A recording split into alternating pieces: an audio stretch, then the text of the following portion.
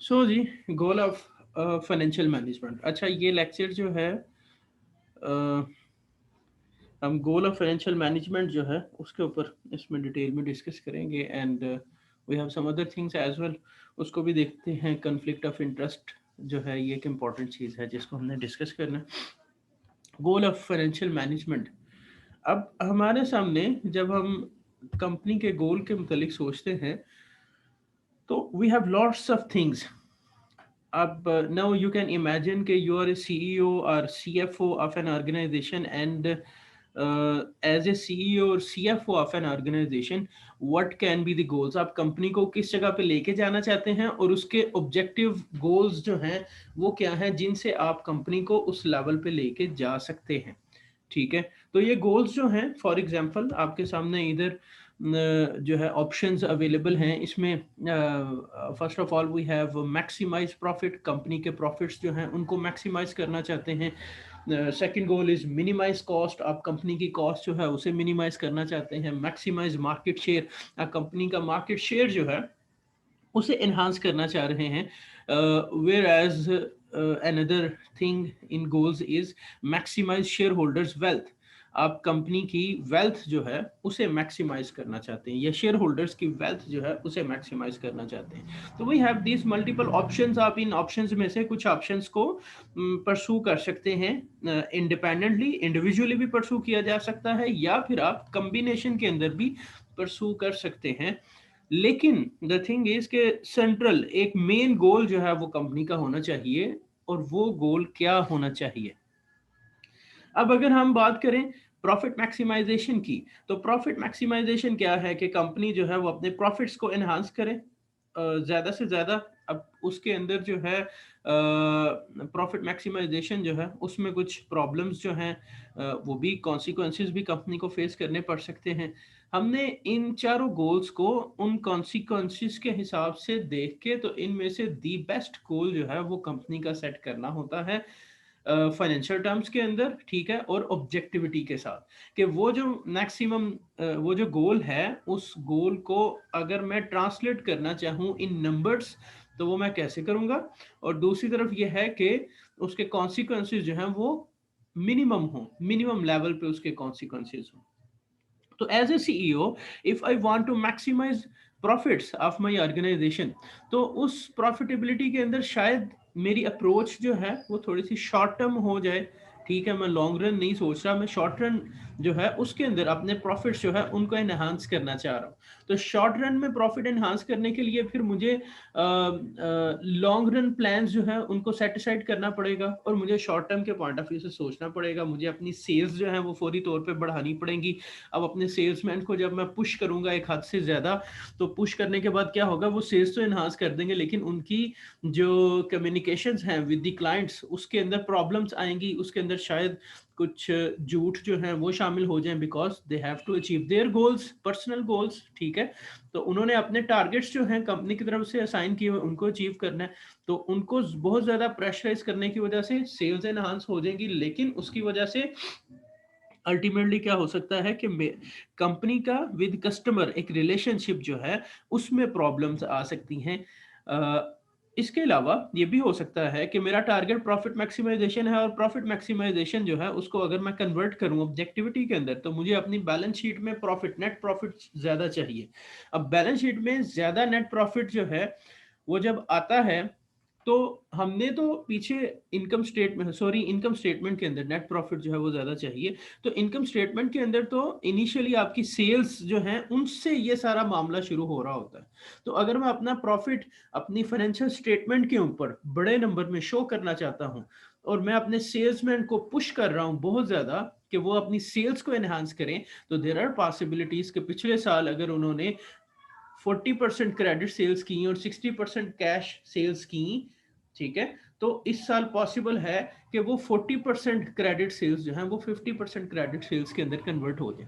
अब ये क्रेडिट जो है इसकी क्वांटिटी हमारी सेल्स में बढ़ रही है, और ये क्रेडिट की क्वांटिटी बढ़ने की वजह से आपके बैड डेट्स भी फ्यूचर में ज्यादा हो सकते हैं। तो बैड डेट्स जो है दे आर मोर डेंजरस। ठीक है, क्योंकि जो आपका सेल्समैन है, जो आपकी मार्केटिंग टीम है, सेल्स टीम है, उन्होंने तो अपने टारगेट्स अचीव करने के लिए फिर अपने मामला जो है उन्हें रिलैक्स किया ना।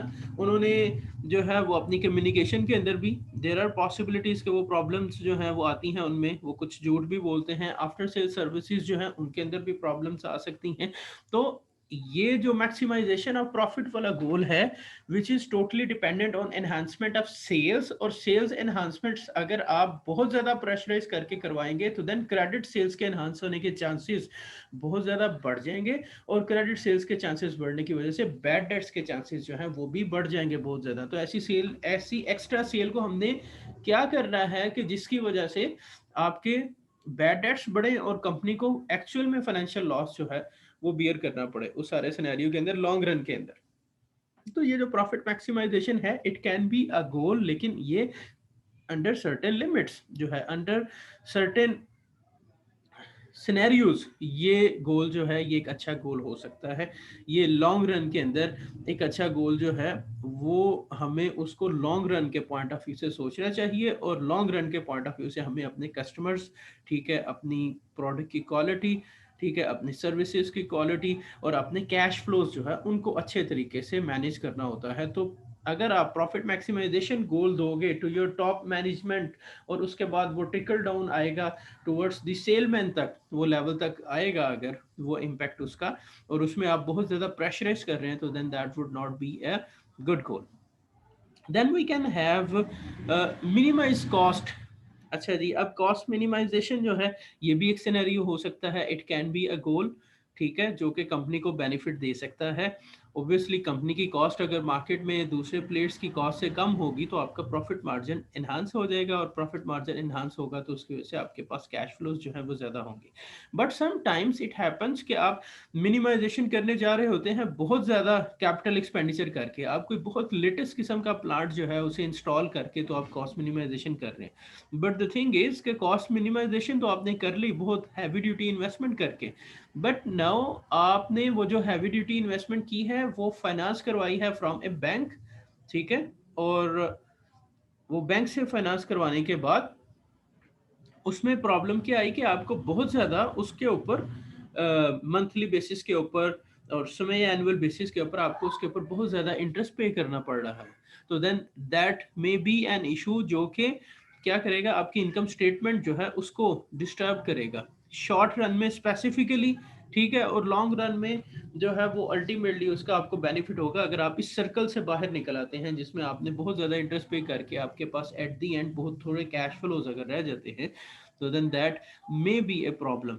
ठीक है, तो मिनिमाइजेशन ऑफ कॉस्ट जो है, सिर्फ मिनिमाइजेशन ऑफ कॉस्ट से काम नहीं चलता, ठीक है, we have to do some other things as well. आपको कॉस्ट मिनिमाइजेशन के साथ साथ अपनी इनकम स्टेटमेंट जो है उसको भी बैलेंस्ड रखना होता है, उसमें भी आपने नेट प्रॉफिट्स जो हैं वो शो करने होते हैं ताकि इन्वेस्टर्स का इंटरेस्ट, आपके अदर स्टेक होल्डर्स जो हैं उनका इंटरेस्ट जो है वो आपकी कंपनी के अंदर अलाइव रहे और वो आप पे ट्रस्ट करते रहें और मजीद इन्वेस्टमेंट जो है वो कंपनी में करते रहें। तो it can be the thing. उसके बाद मैक्सिमाइज मार्केट शेयर, आप मार्केट शेयर जो है उसको एनहांस करना चाह रहे हैं, that can be your goal. But इसमें भी एक इशू है, वो अगेन इशू ये है कि आप मार्केट शेयर जो है उसे तो एनहांस कर लेते हैं, लेकिन अगर आपका मार्जिन जो है वो रिड्यूस हो जाता है तो देन प्रॉफिट मार्जिन की रिडक्शन की वजह से आपकी इनकम स्टेटमेंट जो है उसमें प्रॉब्लम आ सकती है।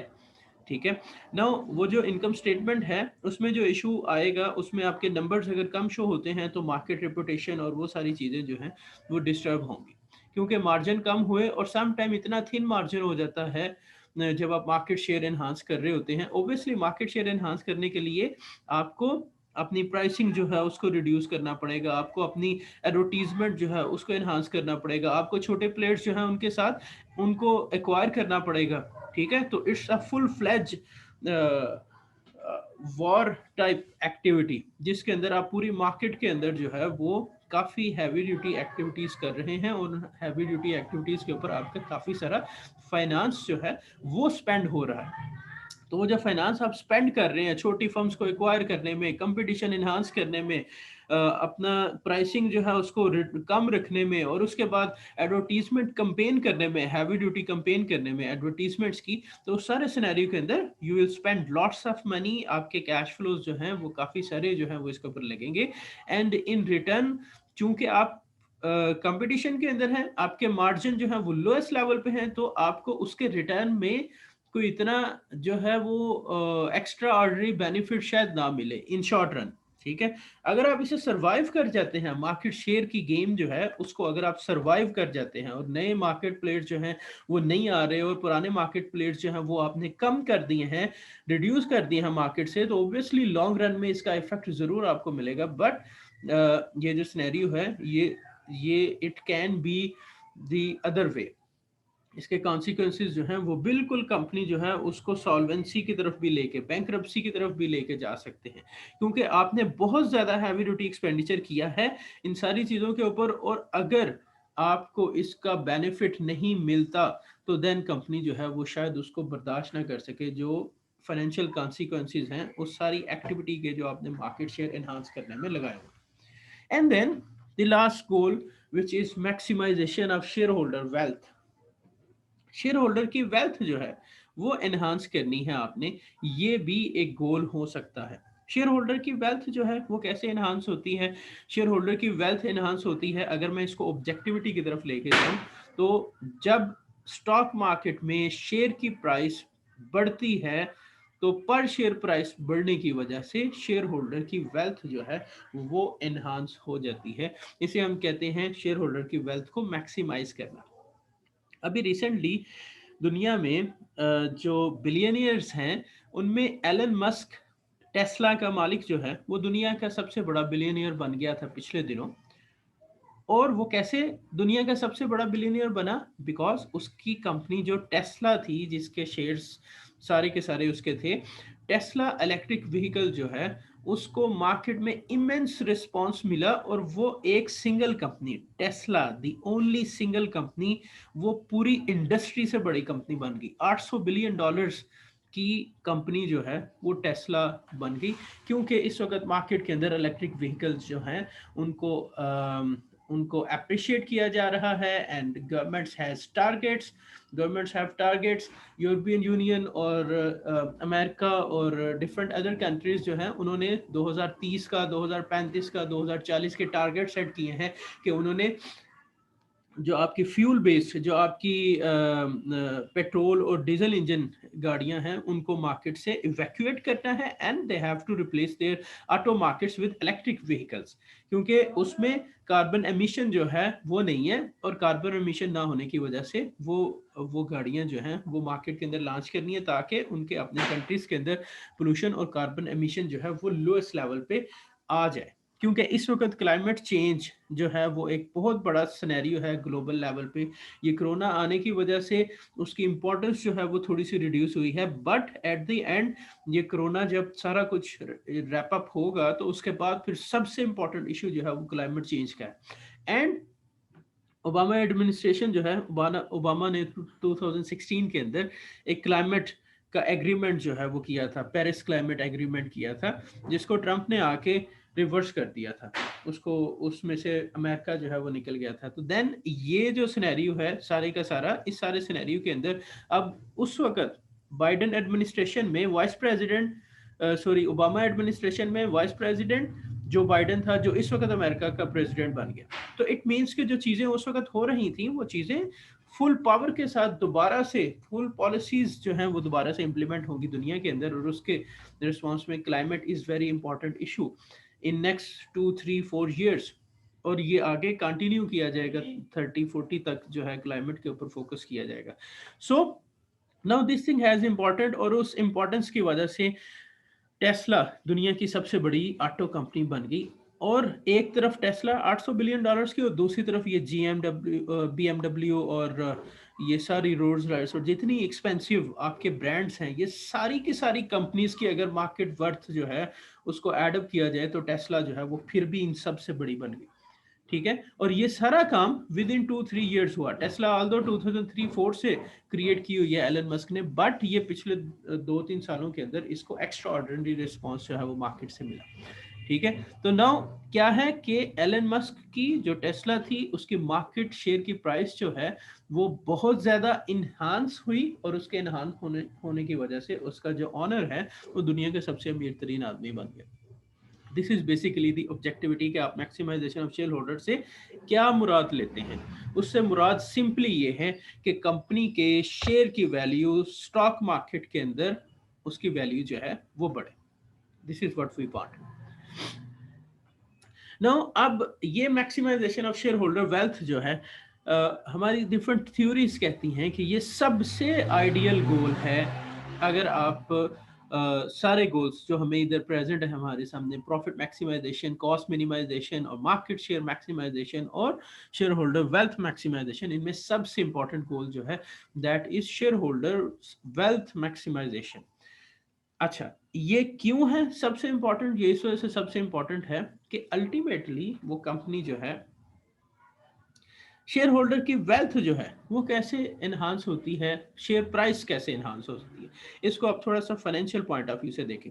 शेयर की प्राइस कैसे एनहांस होती है? शेयर की प्राइस ऐसे एनहांस होती है कि जब किसी कंपनी जो है उसकी मार्केट रेपुटेशन जो है वो मार्केट में बढ़ती है, एंड इन्वेस्टर्स जो हैं वो उस कंपनी की फाइनेंशियल स्टेटमेंट्स जो हैं उनको देख के, अगर उसमें पिछले 4-5 सालों में कंसिस्टेंटली सेल्स की एनहांसमेंट है, कंसिस्टेंटली प्रॉफिटेबिलिटी की एनहांसमेंट्स है, वो अच्छे डिविडेंड्स अपने इन्वेस्टर्स को पे कर रही है, उसके बाद मार्केट में उसकी गुडविल अच्छी है, और उसके बाद फ्यूचर प्लान्स जो हैं उस कंपनी के अगर इस तरह के हैं कि जिसमें ग्रोथ नज़र आ रही है, तो ये एक ऐसी आइडियल कंपनी हो सकती है। एंड ऑब्वियसली जो स्टॉक मार्केट का इन्वेस्टर्स है वो किसी भी कंपनी की फाइनेंशियल स्टेटमेंट्स के साथ साथ वो कैश फ्लोज को इग्नोर नहीं कर सकता।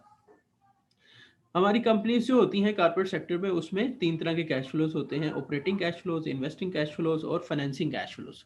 इसमें सबसे इंपॉर्टेंट ऑपरेटिंग कैश फ्लोज होते हैं।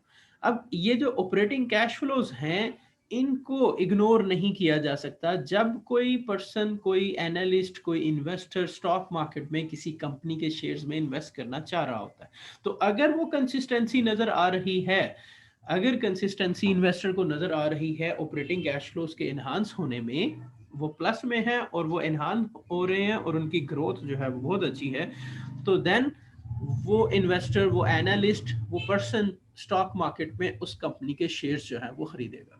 ठीक है। तो ये सारा कुछ जो है वो कंबाइंड इफेक्ट आता है शेयर होल्डर की वैल्यू के ऊपर, और कंपनी के जो कैश फ्लोज हैं, ऑपरेटिंग कैश फ्लोज जो हैं वो बढ़ रहे हैं। तो इसका मतलब क्या है? इसका मतलब ये है कि कंपनी अच्छी क्वालिटी की प्रोडक्ट जो है वो मार्केट में बेच रही है, जिसकी वजह से उसका इंप्रेशन अच्छा जा रहा है मार्केट के अंदर।